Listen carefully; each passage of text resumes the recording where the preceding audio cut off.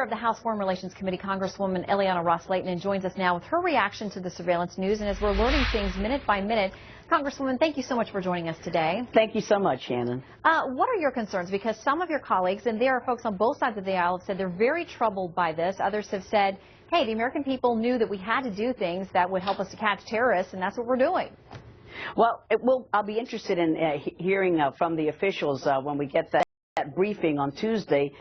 President Obama, of course, once again misstated the truth when he said all members of Congress have been briefed. We all knew about this program. That is not true.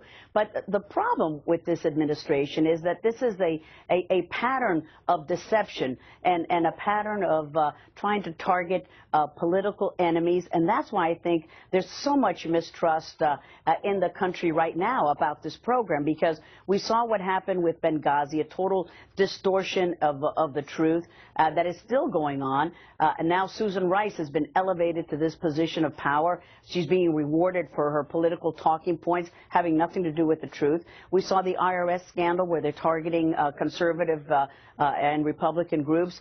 We've seen the Fast and Furious and Eric Holder refusing to take responsibility for his action. It's just been one scandal after another. And this is a president who campaigned and clearly stated that he was totally against President George W. Bush's policies regarding surveillance and interceptions and trying to track people who are trying to do harm to our country. And now he's totally changed and makes it seem like what Bush was doing was totally wrong, but what he's doing strikes that delicate balance. We have a lot of mistrust, I think, on both sides of the aisle because of the pattern of deception that we've been seeing. So let's see. Of course, I'm for that delicate balance. We've got to keep our homeland safe. National security is paramount. But let's see how they got the data, what they're using the data for, and I think there's some healthy skepticism about what's been going on. I want to ask you, because you mentioned Ambassador Susan Rice and now being tapped to be the President's National Security Advisor. Obviously a position that doesn't mean she would go before the Senate. Any of your colleagues on the other side of the Hill to have to answer questions about Benghazi. But, you know, for the President to choose her, it re-sparks the conversation. Benghazi. Do you think it's going to raise more questions and maybe create more trouble for the President than he would have anticipated, or do you think he knew it was coming when he decided to assign her the new role?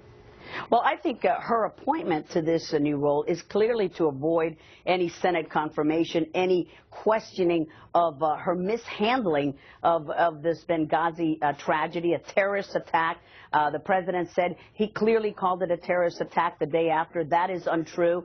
And Susan Rice is being rewarded for being loyal to telling lies to the American people, not loyal for the truth, but loyal to the President and keeping the same talking points and the same stretching of the truth, and that's being mild about what went on in Benghazi, resulting in the deaths of 4 Americans, not just the ambassador, but these 3 other brave men, and we're still finding out details about how those talking points were doctored, how they were changed, what merited her change from the U.S. ambassador to the UN to this highly valuable position of National Security Advisor. What credibility does she bring to the table when she meets with the Joint Chiefs of Staff, with members of the President's security team?